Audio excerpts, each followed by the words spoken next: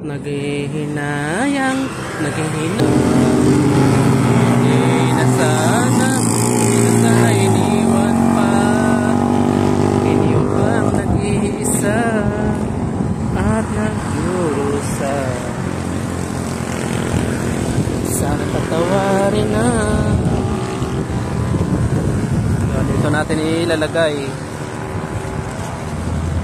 Yan.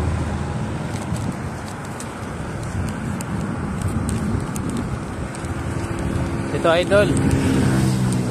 Legit to, legit.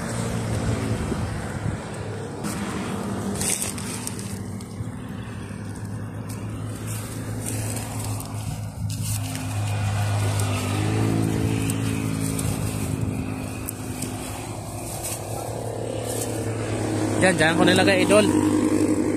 Kung sino sa inyo makapulot idol, pa-comment na lang ha.